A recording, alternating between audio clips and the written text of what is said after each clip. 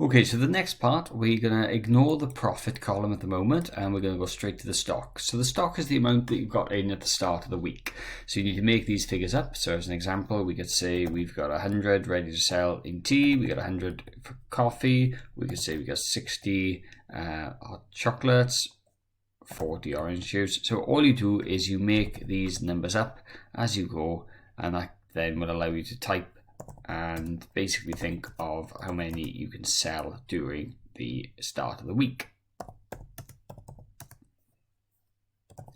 Okay, now for the other parts here, so the Monday, Tuesday, Wednesday, Thursday, Friday, what you are going to do is you're going to make figures up on how much you've sold. So for example, I could say on Tuesday I sold 25 cups of tea, so Monday 25 cups of tea, Tuesday 25, Wednesday we sold 10, Thursday we sold 4, and then Friday we sold 20.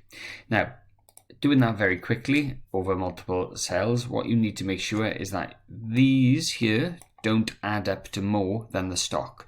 Now, quite handily, if you highlight from Monday all the way down to Friday here on each row just to check, you can see at the bottom there it's got sum, and sum means the total, therefore I know that I'm under that 100 there. So if I give you an example, if I did 25, 25, 25, and then we did 15 and 16, and then I highlighted this, I can see now at the bottom there I've got 106, but I've only actually got 100 there to sell. So there's a few things you can do if you do make a mistake. What you could do is you could alter this number to make it bigger, or you can alter these numbers here to make them smaller, to make sure you are well under your value that you needed.